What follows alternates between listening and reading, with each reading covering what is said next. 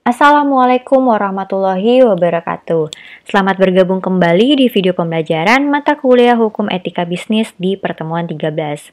Pembahasan kita dalam video ini adalah etika dalam bisnis internasional.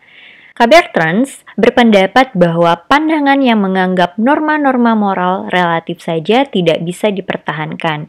Namun demikian, itu tidak berarti bahwa norma-norma moral bersifat absolut atau mutlak begitu saja. Jadi, apa yang harus kita lakukan jika di bidang bisnis norma-norma moral di negara lain berbeda dengan norma-norma yang kita anut sendiri? Yang pertama yakni tentunya kita harus melakukan penyesuaian diri. Dan yang kedua yakni rigorisme moral, di mana perusahaan di luar negeri hanya boleh melakukan apa yang boleh dilakukan di negaranya sendiri. Yang ketiga yakni imoralisme naif, di mana dalam bisnis internasional kita tidak perlu berpegang pada norma-norma etika.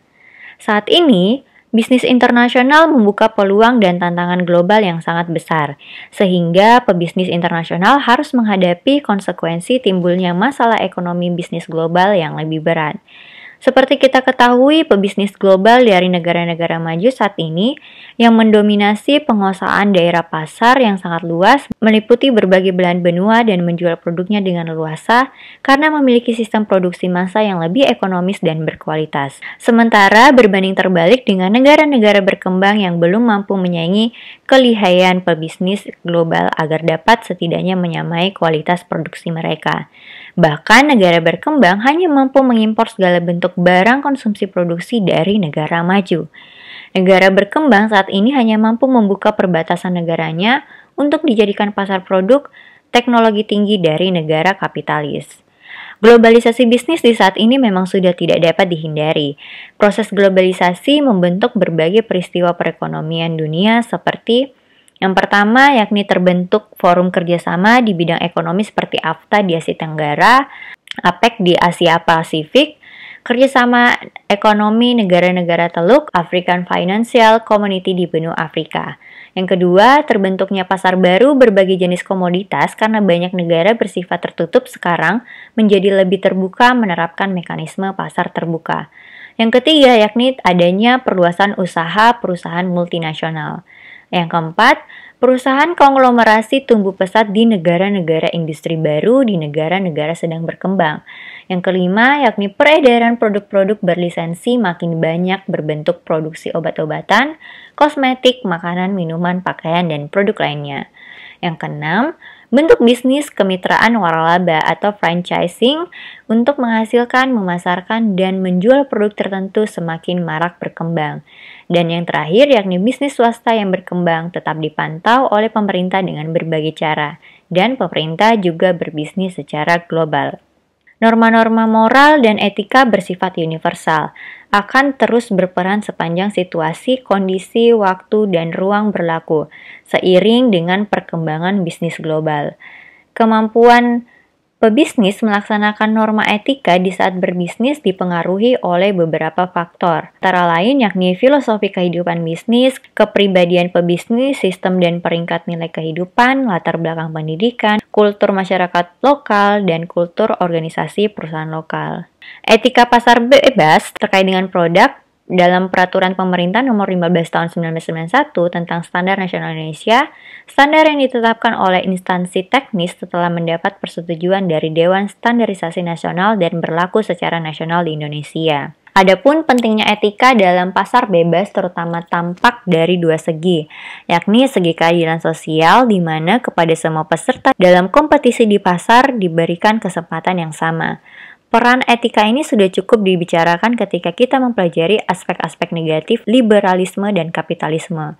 Dan yang kedua yakni segi kompetisi. Dalam konteks pasar bebas, etika sangat dibutuhkan sebagai jaminan agar kompetisi berjalan dengan baik dari sudut moral. Dan semua peserta dalam pasar bebas harus berlaku dengan fair. Hal ini berarti bahwa di sini kejujuran merupakan tuntutan etis yang sangat penting yang meliputi banyak hal.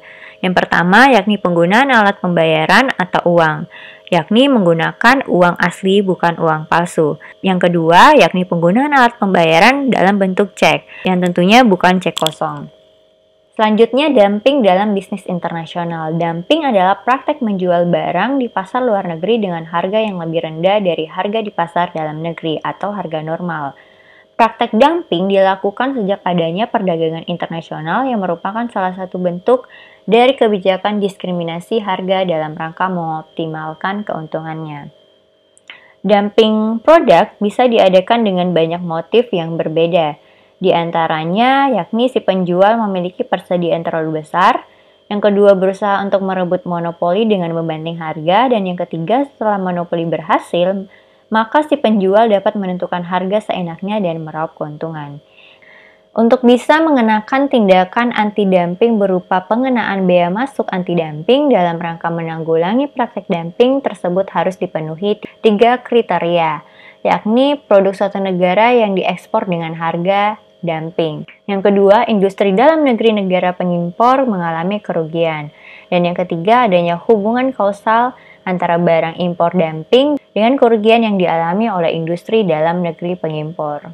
Adapun aspek-aspek etis dari korporasi multinasional, di mana The George mengungkapkan bahwa terdapat 10 aturan yang berguna untuk menilai etis tidaknya kegiatan korporasi multinasional, yakni yang pertama, MNC tidak boleh dengan sengaja mengakibatkan kerugian langsung. Yang kedua, MNC harus menghasilkan lebih banyak manfaat daripada kerugian bagi negara di mana mereka beroperasi. Yang ketiga, dalam kegiatan MNC itu harus memberikan kontribusi kepada pembangunan negara di mana ia beroperasi.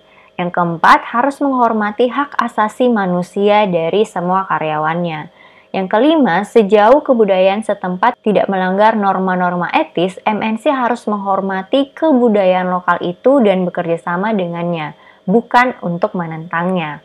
Yang keenam, yakni MNC harus membayar pajak yang fair dan harus bekerja sama dengan pemerintah setempat dalam mengembangkan background institution yang tepat. Yang ke-8, negara yang memiliki mayoritas saham sebuah perusahaan harus memikul tanggung jawab moral atas kegiatan dan kegagalan perusahaan. Jika suatu MNC membangun pabrik yang berisiko tinggi, ia wajib menjaga supaya pabrik itu aman dan dioperasikan dengan aman. Yang ke-10, dalam mengalihkan teknologi berisiko tinggi kepada negara berkembang, MNC wajib merancang kembali sebuah teknologi demikian rupa sehingga dapat dipakai dengan aman dalam negara baru yang belum berpengalaman. Oke, itulah tadi sedikit pembahasan terkait dengan etika dalam bisnis internasional. Terima kasih telah menyimak, sampai bertemu di video pembelajaran berikutnya.